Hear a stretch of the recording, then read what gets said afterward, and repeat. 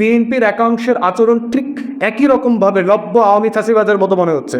এবং এটা বলে দিতে চাই আপনাদেরকে, হাসিনার ফ্যাসিবাদের সময় কিন্তু আমরা চুপসে যাই নাই। আমরা কিন্তু গ্রুমের থ্রেশহোল্ডকে ওভারকাম করে পলিটিক্স তৈরি করেছি এবং রাস্তায় ছিলাম। আপনারা ভাববেন না যে আমরা চুপসে লেজ গুটায় ঢাকায় পালায় চলে যাব। আমরা সেই নাম দিয়ে রাজনীতি করি না। অতএব আপনারা পরিবর্তন হবেন, তা না হলে গত বছরের কথাটা মনে রাখেন। কিন্তু গত বছর সারা বাংলাদেশ কিন্তু আওয়ামীময় বাংলাদেশ ছিল। আগস্টের আগে বাংলাদেশ কিন্তু শেখ পরিবারের বাংলাদেশ ছিল। সারা বাংলাদেশে মনে হতো সবাই আওয়ামী লীগ হয়ে গেছে, তাদেরকে আজকে দেশ ছেড়ে পালাইতে দিচ্ছে। অতএব আমাদের অনুরোধ, দয়া করে শুধু গণতন্ত্রের রাজনীতিটা করে আসেন, দেশকে ভালোবেসে একটা ভালো রাজনীতি করি, সবাই মিলে করি, দেশটাকে বদলে যাই। শহীদ জিয়ার রাজনীতিটা করেন, আল্লাহর ওয়াস্তে বেগম জিয়ার রাজনীতিটা করেন। এক্সট্রিম মশার কয়েল প্ল্যান্ট ফাইবার দিয়ে তৈরি, তাই সহজে ভাঙে না, সুগন্ধিযুক্ত ও নিরবিচ্ছিন্নভাবে জ্বলে। ডেঙ্গু, চিকুনগুনিয়া বাহি সহ যে কোনো মশার বিরুদ্ধে দেয় এক্সট্রিম সুরক্ষা। আমরা চাই কেউ না কেউ তো ব্যবসা করবে, কোনো না কোনো ঠিকাদার তো এখানে ইট বালু দেবে। সেটা রেগুলার প্রসেসে হোক, ব্যবসায়িক নিয়মে হোক, সরকারের আইন মেনে হোক। একটা কাজ মাঠে আসার আগেই যদি কোম্পানিগুলোকে অ্যাপ্রোচ করা হয়, তাদেরকে বলা হয় যে ইট আমার কাছ থেকে নিতে হবে, আমি আপনাকে 500 শ্রমিক সাপ্লাই দিব, এই এজেন্সিটা সাবকন্ট্রাক্টটা আমাকে দেবে, সেটা যে কোনো বিদেশি কোম্পানির জন্য মানে খুব পীড়াদায়ক। তাদের জন্য এটা তারা নিরাপত্তা সংকটে ভোগে। তো ঠিক সেই কথাগুলোই বলেছি। আপনারা যারা আমার বক্তব্য শুনেছেন, আমি কোনো দল, কোনো ব্যক্তি, কাউকে আমি সেখানে মেনশন করি নাই। কিন্তু তারপরে দেখেন, আমি ফিরে আসার পরে আমার উপরে একদম ভিডিও ফুটেজ দেখেছেন যে আমাকে রীতিমতো খুশি মারার চেষ্টা করা হয়েছে। যেইটা আমার সহকর্মী এই মেরিন ইঞ্জিনিয়ার সুজন তালুকদার, আমাদের বরিশাল জেলা মহানগর কমিটির যুগ্ম আহ্বায়ক ইঞ্জিনিয়ার রাব্বি, তাদের গায়ে সদস্য সচিব জেলা, ওনাদের গায়ে গিল ঘুষি লেগেছে, যেটা আমার গায়ে লাগতে পারত। তাহলে প্রশ্ন হচ্ছে যে কারোর নাম বলা হয় নাই, কোনো দলকে মেনশন করা হয় নাই। আমি রাষ্ট্রের পক্ষ থেকে একটা ডেভেলপমেন্ট, একটা উন্নয়নের কাজের সহযোগিতা চাইলাম এলাকাবাসীর কাছে। সেইটাকে কেন্দ্র করে যে হেনস্থা ক্রিয়েট করা হচ্ছে, এবং এইটা শুধু আপনারা গতকাল গিয়ে দৃশ্যমান দেখেছেন। আমি গত 2 মাস থেকে এটা রেগুলার বেসিসে অভিজ্ঞতার শিকার হচ্ছি। আমার নেতা কর্মীকে ক্যাম্পেইনে মারধর করতেছে, হাসপাতালে ভর্তি হইতেছে, থানায় যাচ্ছে, মামলা নিচ্ছে না। এক্স্যাক্টলি আমরা আওয়ামী লীগের আমলে যেগুলো দেখেছি।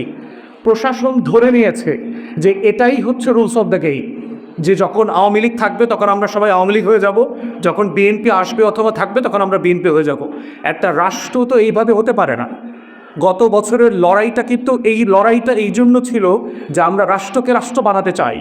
আমরা দেশের মানুষের ন্যূনতম সাংবিধানিক অধিকার নিয়ে বাঁচতে চাই। সবাই লেভেল প্লেইং ফিল্ডে কাজ করবে। আপনি যদি বোধ করেন যে না, আপনি অন্য কাজটা কাজ করবেন, আপনি করেন না। আমি 100 কোটি টাকার ডেভেলপমেন্টের কাজ আনছি, আপনি এইটাকে চ্যালেঞ্জ করেন, এটাকে চালু করে আপনি আরও 100 কোটি টাকার কাজ আনেন, তাহলে তো এলাকার লাভ হবে। আমি 50টা টিউবওয়েল আনছি আমার এলাকার জন্য, আপনি 50টা টিউবওয়েল আনেন। আমি প্রায় 100 মতো রাস্তা পাকা করার জন্য তদবির করে পাশ করিয়েছি, আপনিও করেন। আমিও 60-70টা কাঁচা রাস্তায় ইট বসানো, সলিং বসানোর জন্য চেষ্টা করছি, আপনিও করেন। আমি প্রায় 150 মতো মসজিদ, মাদ্রাসা, মন্দির, শ্মশানঘাটের জন্য তহবিল এনেছি, আপনারাও করেন। তাহলে আমরা তো এই কম্পিটিশন, মেধার কম্পিটিশন, ন্যায্যতার কম্পিটিশনের পলিটিক্সটা করতে চাই। যেই কম্পিটিশনে গেলে সবাই বেনিফিটেড হবে, এলাকা বেনিফিটেড হবে, পুরো জেলা বিভাগ বেনিফিটেড হবে। 6 লেনের রাস্তা করলে ভয়, আমার বাড়ি তো ওইখানে না, কিন্তু পুরো জেলা তো বেনিফিটেড হবে। এবং আমরা এখন মিরগঞ্জ সেতুকে নিয়ে ইতিমধ্যে তদবির করছি, সেতুর 2 পার পাকা করে দিয়ে পর্যটন কেন্দ্র করা যায় কিনা। এটা নিয়ে ইতিমধ্যে আমরা মাননীয় উপদেষ্টাদের সাথে কথা বলছি, ইঞ্জিনিয়ারদের সাথে কথা বলছি। তাহলে দেখবেন একই বাজেটে সামান্য 10-20-50 কোটি টাকা হেরফের করলে আপনি এখানে বিশাল পর্যটন কেন্দ্র করতে পারবেন নদীকে ঘিরে।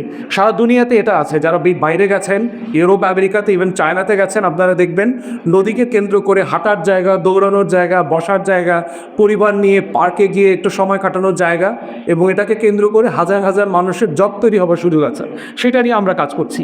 তাহলে যাদের জন্য, যে এলাকার জন্য কাজ করছি, সেই এলাকাতে বসে রাজনৈতিক পদ পদবি ব্যবহার করা মানুষরা আমাদের সাথে যে আচরণ করছে, সেটা খুব দুঃখজনক। আমরা বিএনপিকে বলছি, আপনাদের একাংশ, খুবই সংক্ষিপ্ত একটা ফ্র্যাকশন একাংশ যে আচরণটা করছে, তাতে প্রত্যেক দিন আপনাদের হাজার হাজার ভোট কমছে। শুধু গতকালকের ঘটনায় সোশ্যাল মিডিয়াতে আপনারা যা দেখেছেন, বাংলাদেশে ন্যূনতম আপনার এই একদিনে 10 লাখ ভোট কমে গেছে সারা বাংলাদেশে। এবং আপনারা যদি আপনাদের এই অভদ্র একাংশ খুবই ছোট অল্পকাটা মানুষকে নিয়ন্ত্রণ করতে না পারেন, তাহলে কিন্তু আগামী নির্বাচনে আপনারা চ্যালেঞ্জের মুখোমুখি পড়বেন।